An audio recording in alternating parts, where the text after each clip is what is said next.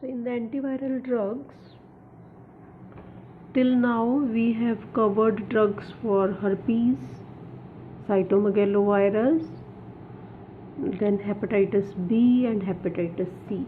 Now coming to the treatment of respiratory viral infections. Respiratory system is also a common site for catching the viral infections. Common viruses causing respiratory infections include influenza A, influenza B. In the influenza A, there is bird flu H5N1 and swine flu H1N1 strains. There is parainfluenza, respiratory syncytial virus. Nowadays, you are aware of corona, COVID-19 and SARS, subacute respiratory distress. For the infection of the respiratory system by influenza, best is immunization. But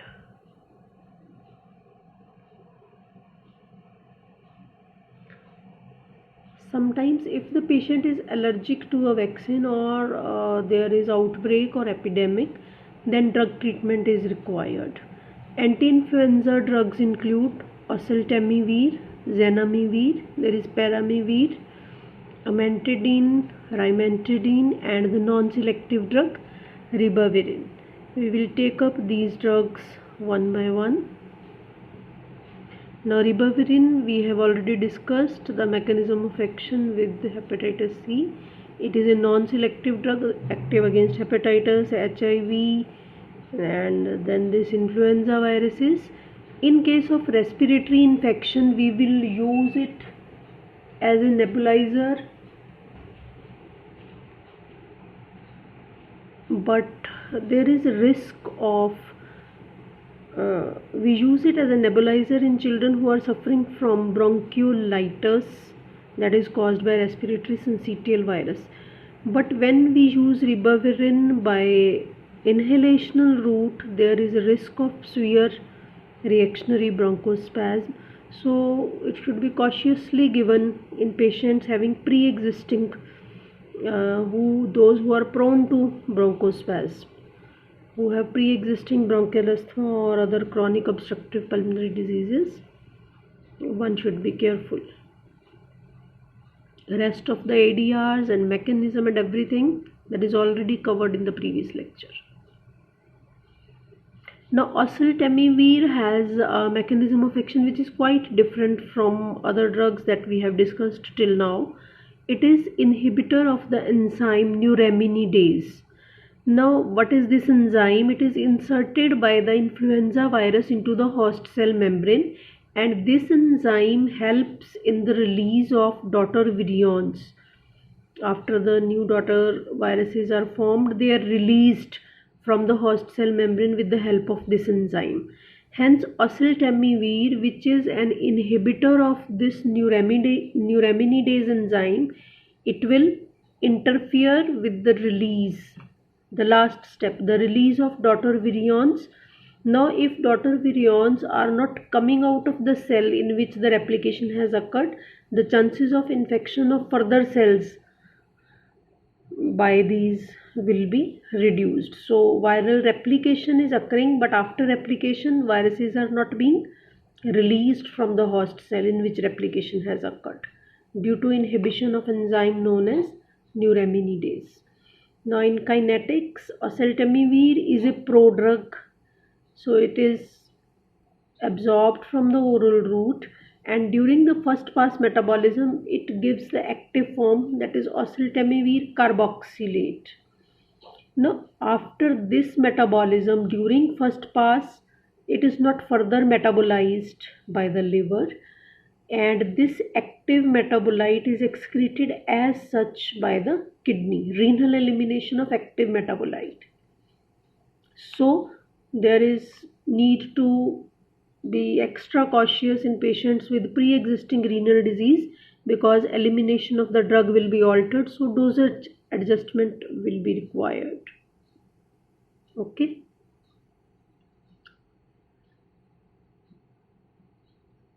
Now, as the target for oseltamivir is neuraminidase enzyme that is inserted by the virus into the host cell membrane, so resistance will occur to oseltamivir if this enzyme, the target site, gets mutated.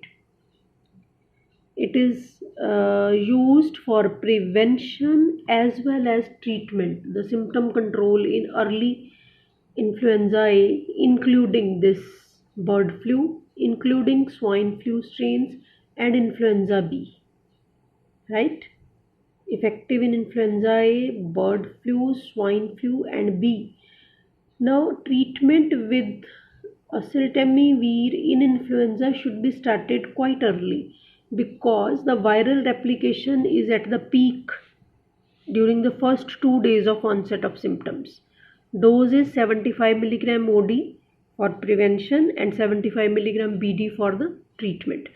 Now presently it is being used in the dose of 75 mg BD for COVID positive patients also.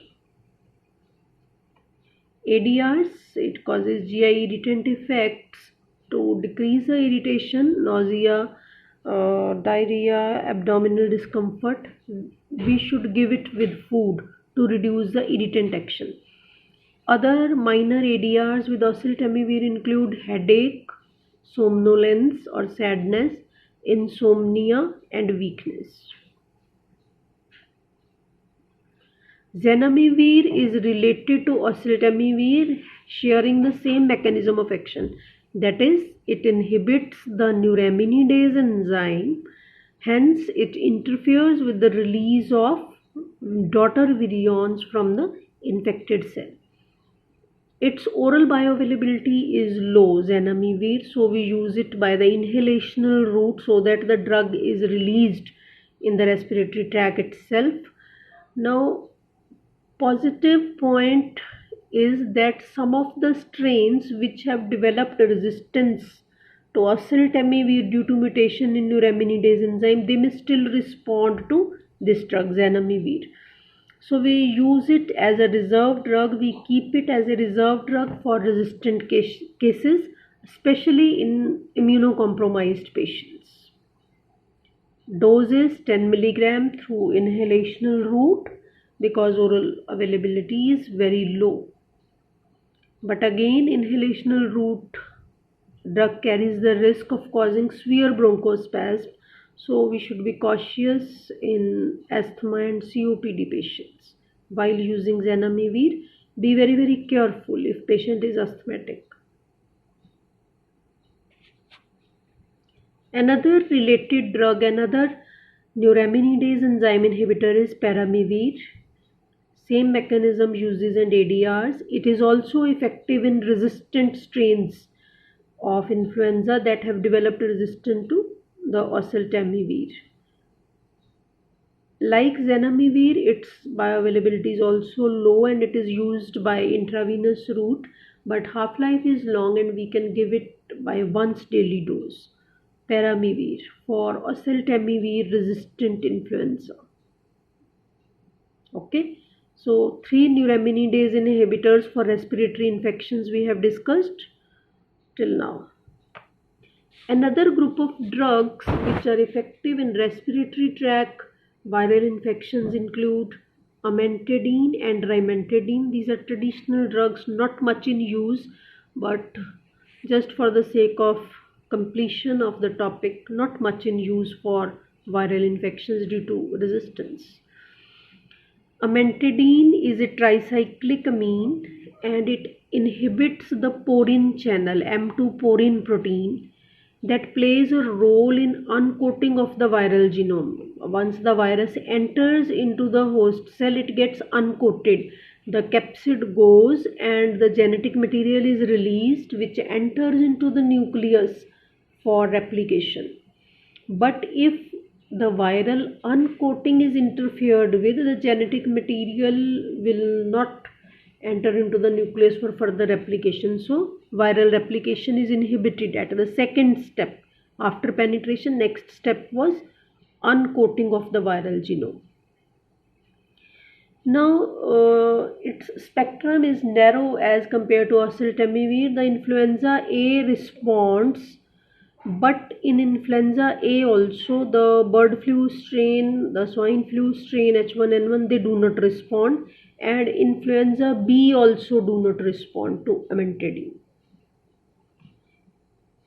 We have better drugs. Oseltamivir we have seen is effective in influenza B also, bird flu, swine flu also, even COVID. There are positive reports. So these drugs, more efficacious drugs are used.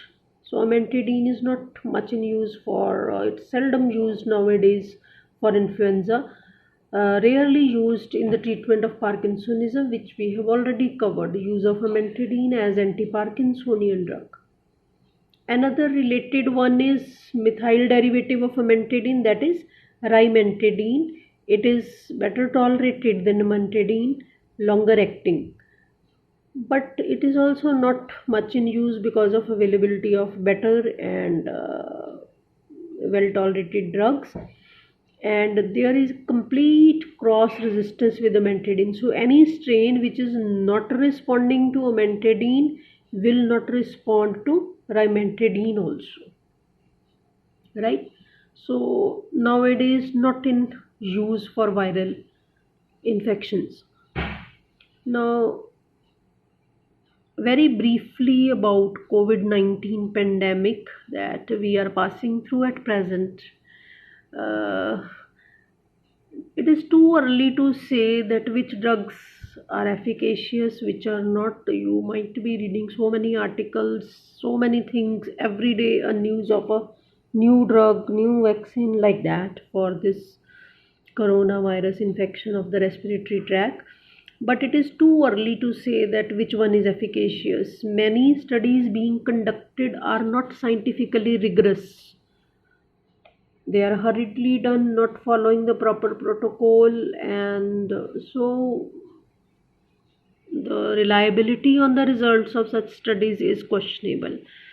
But whatsoever has been observed or is being done nowadays for controlling the symptoms and even for prophylaxis, the a wide variety of drugs have been used. Most frequent is anti-malarial drug hydroxychloroquine. It is used for treatment and prophylaxis both. 800 milligram single dose given in the first week, then 400 milligram is given once in every week, and and this is given for 7 weeks for prophylaxis.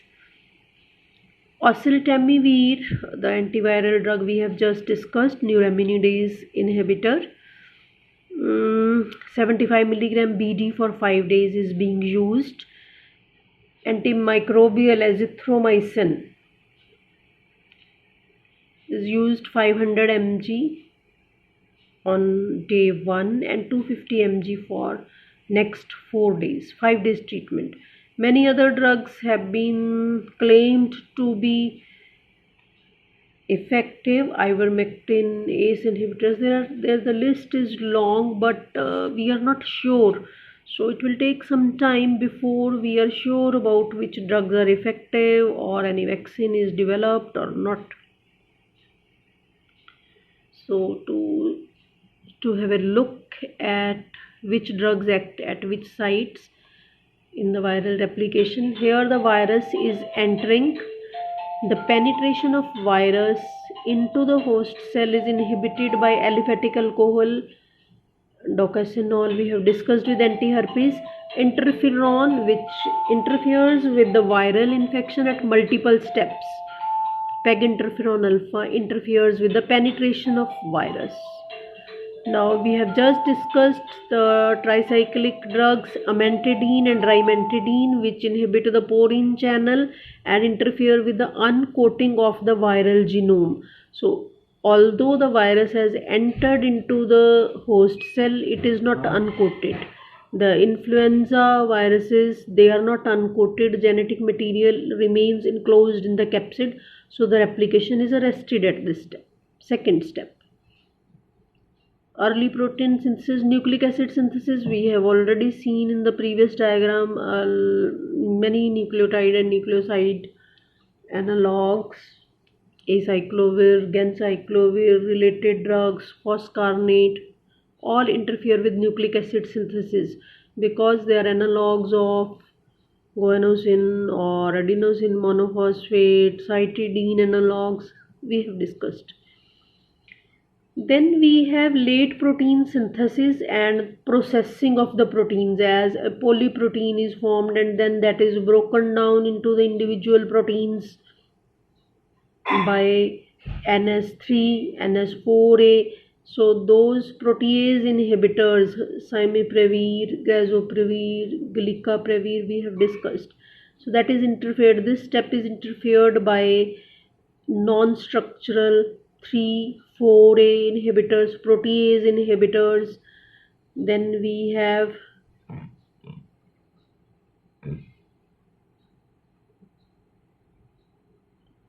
polymerase inhibitors which interfere with the replication. See this replication as well as packaging and assembly. NS5A and 5B polymerase inhibitors interfere with replication as well as packaging and assembly of the daughter virions. Right? Interferon also interferes at this step. Interferon acts at step 1. Interferon can act at step this nucleic acid synthesis and packaging and assembly and release of the daughter virions. Then neuraminidase inhibitors interfere at the step of release of new virions. Oseltamivir, zanamivir, peramivir as well as the interferons. They inhibit the last step of viral replication.